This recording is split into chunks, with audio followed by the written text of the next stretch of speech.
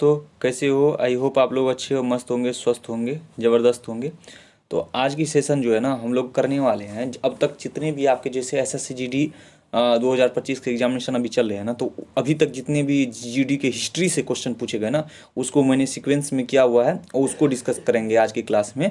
मतलब कि सबसे इजीएस्ट जो होंगे सबसे पहले होंगे, उसके बाद जितने जितने टफ मतलब टफेस्ट होंगे वो होंगे सारे। एक बार आप इसको गो थ्रू कर लो, हिस्ट्री से किस टाइप के क्वेश्चन बन पा रहे हैं आप ये देख लोगे तो आपके काफ़ी आने वाले जिनके शिफ्ट में एग्जाम होने वाले हैं तो उनको काफ़ी हेल्पफुल मिलेंगे। ठीक है, तो चलिए फिर आज का सेशन हम स्टार्ट करते हैं। पहला क्वेश्चन है आपका, पहला क्वेश्चन अगर पूछा जाए कि जो मौर्य साम्राज्य के संस्थापक कौन थे, मौर्य साम्राज्य के संस्थापक आपसे पूछा जाए कौन है, तो वो था कौन था? चंद्रगुप्त मौर्य था मौर्य साम्राज्य के संस्थापक। नेक्स्ट क्वेश्चन होगा कि लोह युग का सबसे आम उपकरण डैश था जिसका उपयोग पेड़ों को काटने, लकड़ी काटने एवं हथियार के रूप में किया जाता था। तो ये कौन था? कुल्हाड़ी का प्रयोग किया जाता। किसका? कुल्हाड़ी का प्रयोग किया जाता था। पूछा जाएगा डैश साम्राज्य की स्थापना 322 से 321 ईसा पूर्व में महान सम्राट चंद्रगुप्त मौर्य द्वारा किया गया था। तो वो किस कौन सा था? तो मौर्य वंश की स्थापना किया गया था। किसका? मौर्य वंश की स्थापना। नेक्स्ट क्वेश्चन है कि मौर्य साम्राज्य की राजधानी कहाँ थी? तो मौर्य साम्राज्य की राजधानी कहाँ पे थी? तो पाटलिपुत्र था। कहाँ था मौर्य साम्राज्य की? पाटलिपुत्र, पाटलिपुत्र था। मौर्य साम्राज्य की राजधानी कहाँ था? पाटलिपुत्र था। ठीक है, नेक्स्ट चलते हैं अब क्वेश्चन नंबर 5। क्वेश्चन नंबर 5 कहता है कि 1930 ईस्वी में महात्मा गांधी के नेतृत्व में हुआ दांडी मार्च किस ब्रिटिश नीति के खिलाफ एक महत्वपूर्ण विरोध था?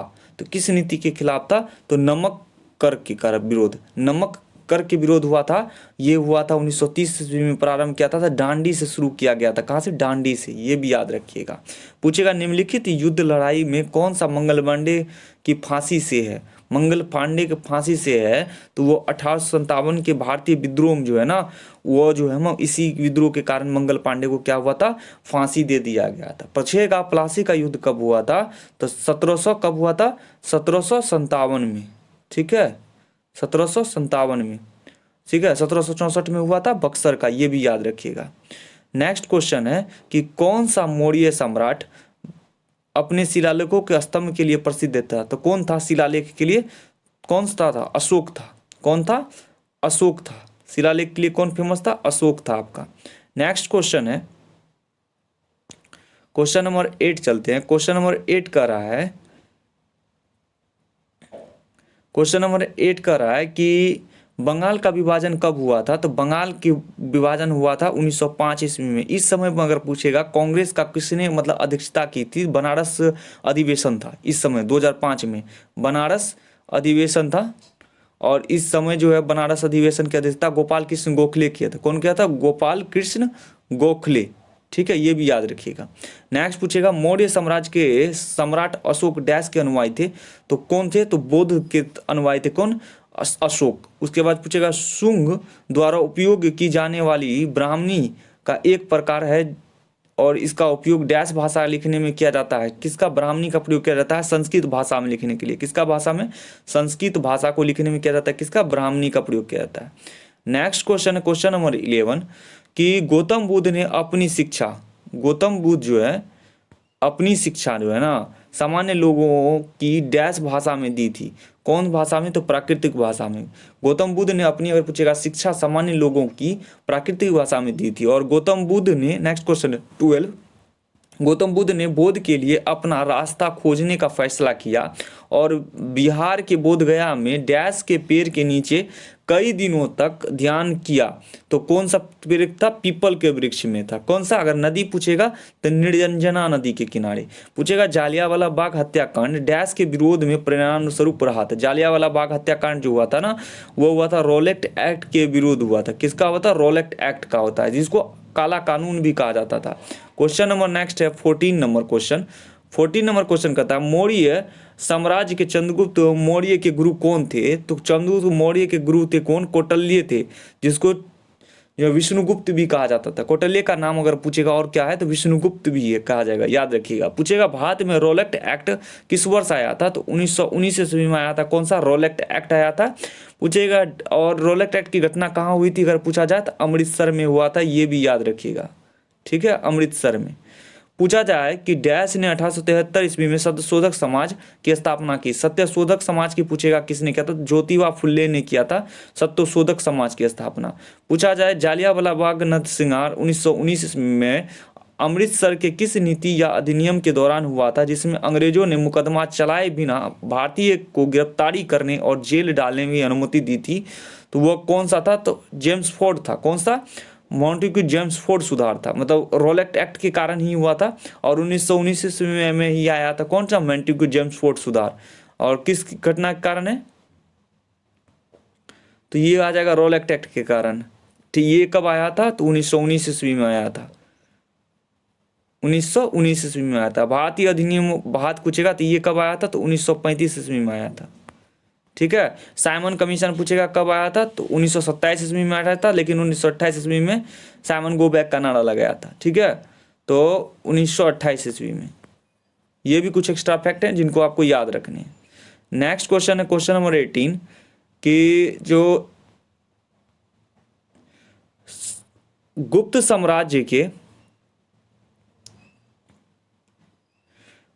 साम्राज्य को अक्सर भारत का स्वर्ण युग कहा जाता है, और इस अवधि को दौरान ज्ञान के किस क्षेत्र में महत्वपूर्ण प्रगति हुई थी, तो ये हुआ था विज्ञान कला और साहित्य के क्षेत्र में जो है ना, गुप्त में जो है ना विज्ञान कला और साहित्य में काफ़ी जो है ना बढ़ोतरी हुई थी, प्रगति हुई थी। पूछेगा वर्ष डैश में प्रधानमंत्री की अध्यक्षता में योजना आयोग स्थापना की थी। योजना आयोग पूछेगा कब आया था, तो 1950 में। इसी का नाम चेंज करके 1 जनवरी 1 जैन 2015 ईस्वी में 2015 ईस्वी में कर दिया गया। क्या कर दिया गया, नीति आयोग कर दिया गया। क्या कर दिया गया, नीति आयोग कर दिया गया, याद रखिएगा। डैश लगभग जो है ना और इसके प्रमुख कौन होते हैं, प्रधानमंत्री होते हैं। मृत्यु लगभग 1990 ईस्वी में। प्राचीन यूनानी इतिहासकार राजगुरु इंडिका के लेखक कौन है, तो इंडिका के लेखक कौन थे बताइएगा। इंडिका लेखक कौन है आपके, इंडिका के लेखक है कौन सा, मेगास्थनीज है। कौन है, मेगास्थनीज है इंडिका के लेखक।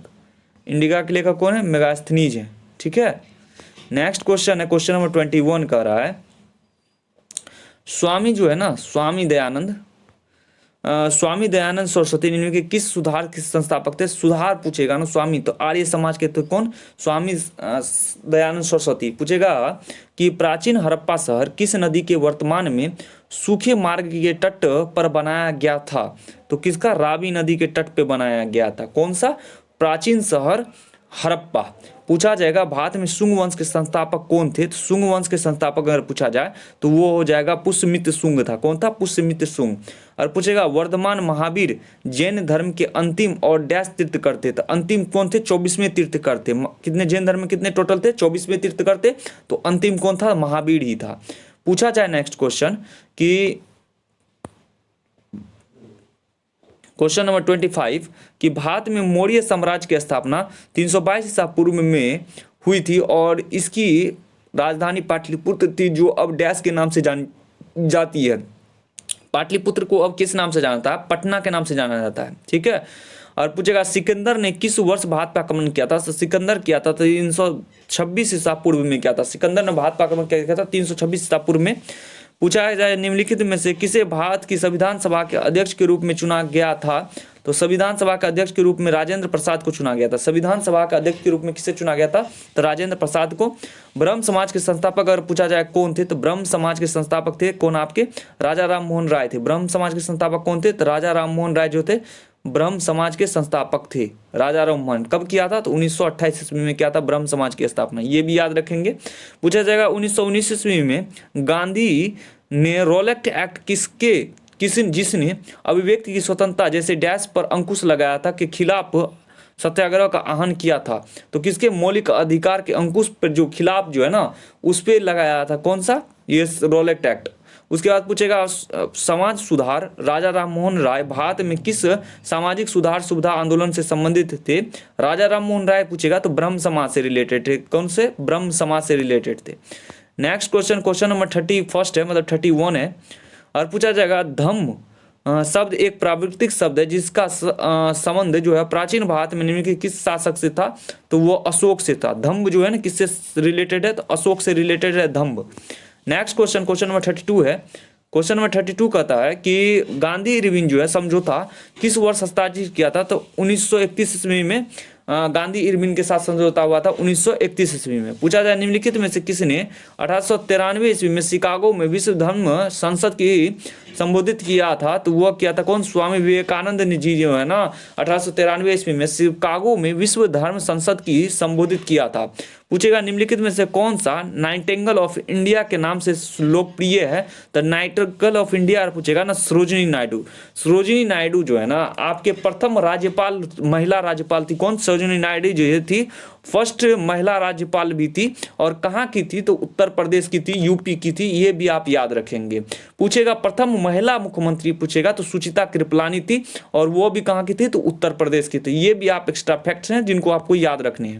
नेक्स्ट क्वेश्चन है क्वेश्चन नंबर 35। क्वेश्चन नंबर 35 कहता है कि 8 अप्रैल 1929 ईस्वी में भगत सिंह के बीके दत्त ने डैश पे बम फेंका, जिसके कारण पत्रक में बताया गया था कि घटना का उद्देश्य हत्या करना नहीं था बल्कि बहारों को सुनाना था।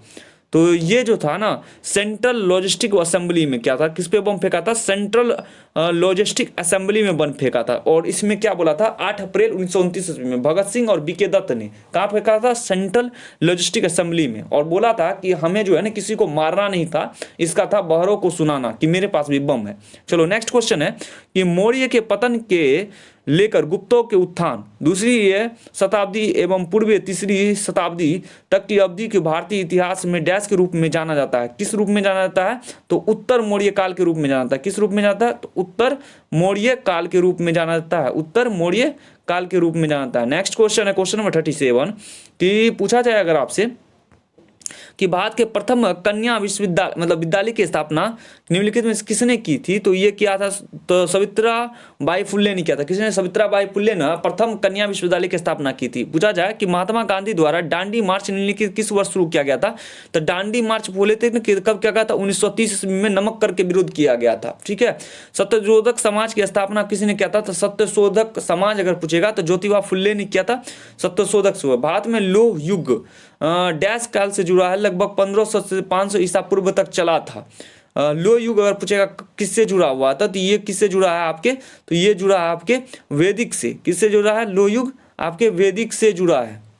नेक्स्ट क्वेश्चन है क्वेश्चन नंबर 41। मौर्य साम्राज्य का अंतिम शासक निम्नलिखित कौन सा था, तो मौर्य बृहदस्त जो है ना मौर्य साम्राज्य का अंतिम शासक था। कौन था, बृहदस्त।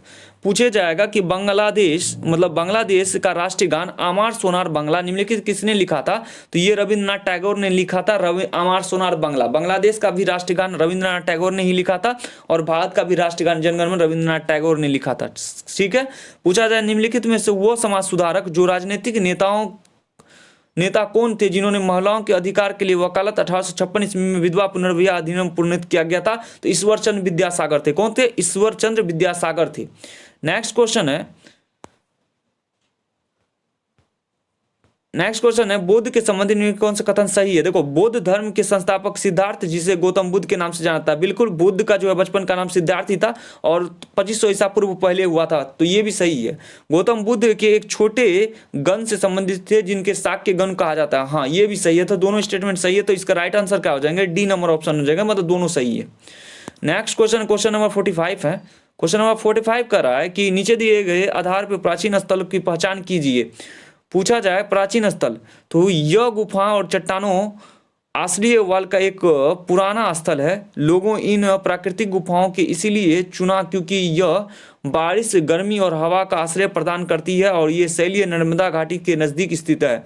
तो इसका कौन सा था, भीमबटिका हो जाएगा। कौन सा, भीमबटिका जो है ना नर्मदा किनारे की बस्ती, और जितने भी स्टेटमेंट बताया वो सारे फैक्ट बैठते हैं किस पे, भीमबटिका पे। पूछा जाएगा विलय नीति मतलब गवर्नर जनरल द्वारा तैयार की गई थी, तो वह कौन थे, तो वह थे लॉर्ड डलहौजी जो है ना 1856 ईस्वी में लाए थे। कौन सा विलय नीति लाए थे। और 1813 में क्या हुआ था कि रेल चलाए थे, डाक 1853 में। पूछा जाए कि निम्नलिखित में से कौन सा मौर्य शासक चंद्रगुप्त मौर्य का पोता था। चंद्रगुप्त मौर्य का अगर पोता पूछा जाएगा ना तो वो कौन था, तो पुष्यमित्र शुंग था। कौन था? पुष्यमित्र शुंग जो है चंद्रगुप्त मौर्य का पोता था, पुष्यमित्र शुंग। साइमन कमीशन पूछेगा कब आया था, तो 1928 ईस्वी में आया था साइमन कमीशन। हड़प्पा वासियों को तांबा संभवतः वर्तमान समय में डैश से प्राप्त होता है, तो वो होता है राजस्थान से होता है। उसके बाद केंद्र में अंतरिम सरकार का गठन निम्नलिखित किस वर्ष हुआ था? केंद्र में अंतरिम सरकार का गठन पूछा जाएगा ना, कब हुआ था, तो ये हुआ था आपका 1946 ईस्वी में, 9 जनवरी 1946 ईस्वी में हुआ था, याद रखिएगा। 9 दिसंबर, सॉरी 9 जनवरी कर रहे हैं, 9 दिसंबर। नेक्स्ट क्वेश्चन है कि एक प्रसिद्ध नाटक अभिज्ञान शकुंतलम निम्नलिखित किस मतलब शशीयत द्वारा लिखी गई है, तो किसके द्वारा लिखी है? कालिदास के द्वारा लिखी गई है। पूछेगा कृष्ण मिशन भारत में किस वर्ष आया था, तो कृष्ण मिशन आया था 1942 ईस्वी में आया था। कौन सा कृष्ण मिशन? उसके बाद निम्नलिखित में से कौन सा मौर्य साम्राज्य का दूसरा शासक था? मौर्य साम्राज्य का दूसरा शासक कौन था? बिंदुसार था। मौर्य साम्राज्य का दूसरा शासक कौन था? तो बिंदुसार था। क्वेश्चन नंबर 54 चलते हैं। क्वेश्चन नंबर 54 कहता है निम्नलिखित में से किसे भारत का पुनर्जागरण के जनक के रूप में जाना जाता है, जिन्होंने बंगाल पुनर्जीवन आंदोलन प्रस्तुत निभाई थी, तो वो था राजा राममोहन राय था। ठीक है, बंगाल का अगर पूछेगा पुनर्जागरण के रूप में जाता है बाल गंगा मतलब राजा राममोहन को जाना जाता है। कांग्रेस और मुस्लिम लीग के बीच लखनऊ समझौता कब हुआ था? 1916 ईस्वी में हुआ था। 1916 ईस्वी में हुआ था कांग्रेस और मुस्लिम लीग के बीच लखनऊ समझौता। पूछेगा जालियांवाला बाग हत्याकांड जानकारी मिलने पर किसने अपनी नाइटहुड की, रविन्द्रनाथ टैगोर जो है ना नाइटहुड की उपाधि त्याग दी थी, रविन्द्रनाथ टैगोर ने। पूछा जाए अगर कि आपसे कि 1919 ईस्वी में रॉलेट एक्ट विदेश निवेशी सरकार में भारत को बिना मुकदमा चलाए गिरफ्तार करने का रियासत में किस शक्ति को प्रदान की थी? उस समय भारत का ब्रिटिश वायसराय निम्नलिखित में से कौन था? तो वायसराय उस समय था लॉर्ड जेम्स फोर्ड था। कौन था? 1919 में लॉर्ड जेम्स फोर्ड था, और यही लाया था कि रॉलेट एक्ट, जिसमें बिना अनुमति से ही गिरफ्तार कर सकते हो। चंद्रगुप्त प्रथम की पत्नी कौन थी? तो वह थी कुमारी देवी। कुमारी देवी जो थी ना चंद्रगुप्त प्रथम की पत्नी थी। चंद्रगुप्त प्रथम की पत्नी कौन थी? कुमारी देवी। पूछा जाए नेक्स्ट क्वेश्चन, खुदाई खिदमतगार जो है के संस्थापक कौन थे? तो ये थे खान अब्दुल गाफर खान। खान अब्दुल गाफर खान जो है खुदाई खिदमतगार के संस्थापक थे, खान अब्दुल गाफर खान। पूछा जाए अगर कि निम्नलिखित में से कौन सा प्राचीन ग्रंथ जिसका श्रेय ऋषि व्यास को जाता है, भारत में प्रमुख महाकाव्य और उनमें 18 पर्वों पुस्तकों के 1 लाख छंद हैं, तो वो कौन सा है? तो वो हो जाएगा आपका महाभारत। कौन सा हो जाएगा? महाभारत। कौन सा हो जाएगा? महाभारत। ठीक है, कौन सा हो जाएगा? महाभारत। अगर पूछेगा भारत में 1927 में नियुक्त साइमन कमीशन की आलोचना किसके कारण की गई थी, तो उसमें क्या था ना कारण, उसके कारण थे कि इनमें से कोई भी भारत का सदस्य शामिल नहीं था। इसमें जो है ना साइमन कमीशन का विरोध करने का था, इसमें भारतीय सदस्य एक भी नहीं था, सारे क्या थे? अंग्रेज थे। पूछा जाए कि क्वेश्चन नंबर 62 कह रहा है कि भारतीय मुसलमानों ने डैश के नेतृत्व में खिलाफत आंदोलन शुरू किया, जो कि अली बंधुओं के नाम से भी लोकप्रिय था। ठीक है, अली बंधु के नाम से भी था। तो मोहम्मद अली और शौकत अली, ये जो है ना भारतीय मुसलमान के नेतृत्व में खिलाफत आंदोलन शुरू किया था। कौन? मोहम्मद अली और शौकत अली। नेक्स्ट क्वेश्चन बात करते हैं। क्वेश्चन नंबर 63 है कि निम्नलिखित में से किस गुप्त शासक ने पश्चिम क्षेत्रों में शकों को पराजित करके विक्रमादित्य की उपाधि धारण किया था? तो वो कौन था? चंद्रगुप्त द्वितीय था। ठीक है, और पूछेगा भारत में प्राचीन काल के दौरान संधि विग्रह शब्द का प्रयोग निम्नलिखित में किसके द्वारा किया गया था? तो यो युद्ध तथा शांति मंत्री के द्वारा किया था, युद्ध तथा शांति मंत्री। पूछेगा निम्नलिखित में किस अधिनियम राजनीतिक कैदियों को बिना मुकदमा चलाए 2 साल के लिए हिरासत में रखने का अनुमति रखता था? वो था कौन सा? रॉलेट एक्ट था। कौन सा? रॉलेट एक्ट था। और उसके बाद क्वेश्चन नंबर 66 है।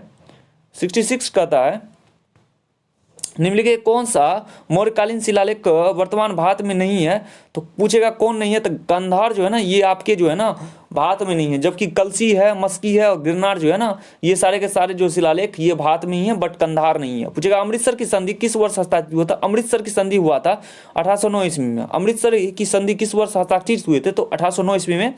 और अगर पूछेगा सरदार वल्लभ भाई पटेल ने डैश को कांग्रेस अध्यक्ष के रूप में पदभार किया था? तो 1931 में सरदार वल्लभ भाई पटेल ने कांग्रेस के अध्यक्ष के रूप में हुआ था। कब? 1931 ईस्वी में। पूछा जाएगा भारत में सातवाहन वंश के संस्थापक निम्नलिखित कौन से? सातवाहन कौन थे? पुष्यमित कौन थे? सिमुक थे। सातवाहन के कौन थे? सिमुक। सातवाहन के कौन थे? सिमुक थे सातवाहन के। नेक्स्ट क्वेश्चन है क्वेश्चन नंबर 70। क्वेश्चन नंबर 70 कहता है कि दिए गए कथनों पर विचार के अशोक के अधिकांश शिलालेख कौन से हैं? तो प्राकृतिक में और ब्राह्मणी लिपि में लिखे गए हैं अशोक के मैक्सिमम जितने भी शिलालेख हैं। हर्षवर्धन द्वारा कितने संस्कृत नाटक लिखे गए थे? तो 3 संस्कृत नाटक लिखे गए थे। किसके द्वारा? हर्षवर्धन के द्वारा। पूछेगा भारत में वर्नाक्युलर प्रेस एक्ट अधिनियम कब लागू किया गया था? तो 1878 ईस्वी में किया गया था वर्नाक्युलर प्रेस एक्ट अधिनियम। 1878 ईस्वी में 1878 ईस्वी में वर्नाक्युलर प्रेस एक्ट अधिनियम लागू किया गया था। नेक्स्ट क्वेश्चन बात करते हैं। क्वेश्चन नंबर 73 है, डैश शहर कच्छ के रन में खदीर खेत जिसे बेट भी कहा जाता था स्थित में वह ताजा पानी के उपजाऊ मिट्टी थी, तो वो किन? तो धोलावीरा था। पूछेगा धोलावीरा शहर कच्छ के रन में खादिर बेट मतलब जिसे बेट भी कहा जाता था पर स्थित था जहां ताजा पानी का उपज मिट्टी थी, वो धोलावीरा था। टीपू सुल्तान वर्ष डैश मैसूर का शासक बना था? तो ये बना था 1782 में। 1782 में ना टीपू सुल्तान जो है मैसूर का शासक बना था।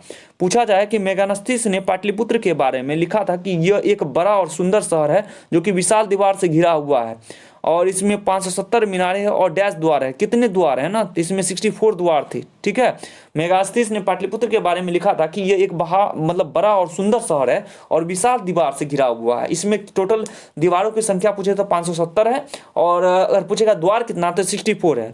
भारत में संविधान सभा का चुनाव जो है ना हुआ था। संविधान सभा का चुनाव कब हुआ था ना? संविधान सभा का चुनाव आपका हुआ था जुलाई 1946 में। संविधान सभा का चुनाव पूछेगा कब हुआ था? तो जुलाई 1946 में संविधान सभा का चुनाव हुआ था। क्वेश्चन नंबर 77 चलते हैं। क्वेश्चन नंबर 77 कहता है कि प्रसिद्ध भारतीय अर्थशास्त्री हमें बताता है कि मौर्य काल के दौरान उत्तर पश्चिम कबीलों और डैश अपने सोने और कीमती पत्थरों के लिए महत्वपूर्ण था, तो वह दक्षिण भारत। कौन था? दक्षिण भारत था। बारदोली सत्याग्रह निम्नलिखित में किस वर्ष हुआ था? तो बारदोली हुआ था 1928 ईस्वी में बारदोली सत्याग्रह हुआ था। पूछेगा कि 1881 ईस्वी की जनगणना में 17 फरवरी 1881 को डैश द्वारा किया गया था। देखो 1881 जो कि नियमित जनगणना वो रिपन के द्वारा किया गया था। किसके द्वारा किया था?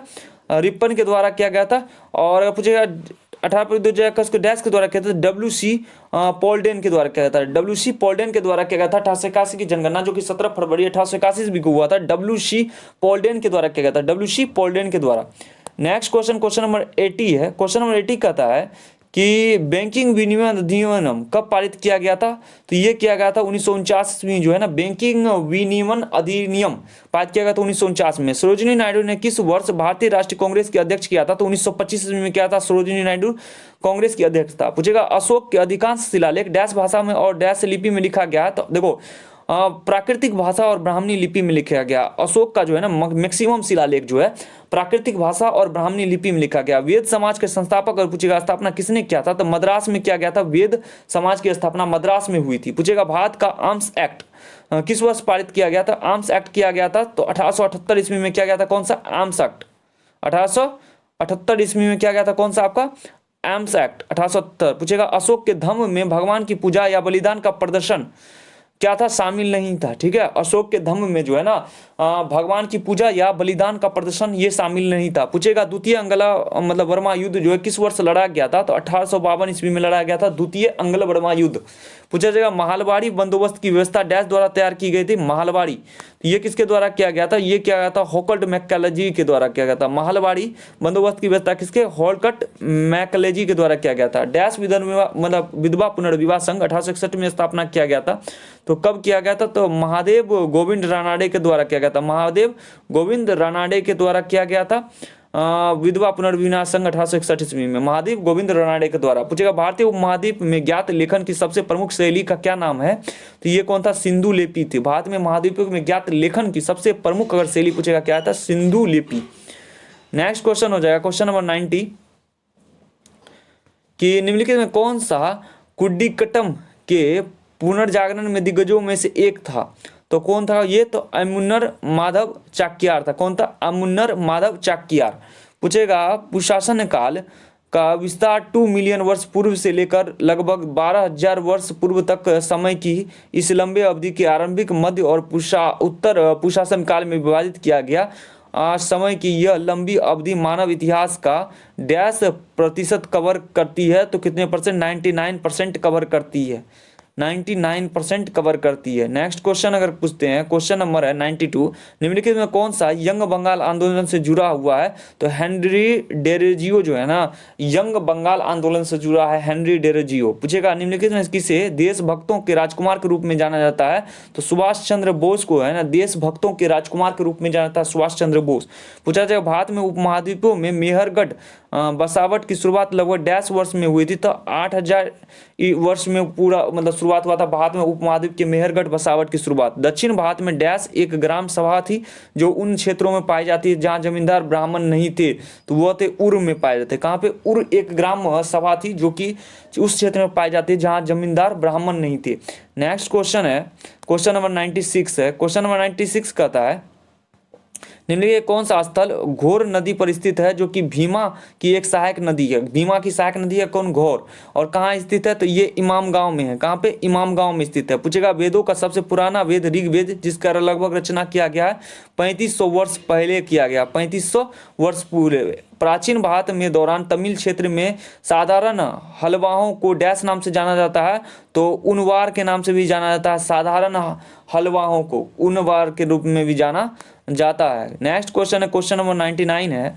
क्वेश्चन नंबर 99 कहता है कि भारत में तत्कालिक वायसराय 1876 से 80 ईस्वी में लॉर्ड लिटन के द्वारा प्रस्तावित अधिनियम उद्देश्य स्थानीय प्रेस की ब्रिटिश नीतियों की आलोचना व्यक्त करते रोका था और विशेष रूप से उसकी विरोध जो कि दूसरे डैश की शुरुआत में के साथ किया गया था। वह कौन था? अंग्लो अफगान युद्ध के साथ, अंग्लन अफगान युद्ध के साथ। नेक्स्ट क्वेश्चन है, क्वेश्चन नंबर 100।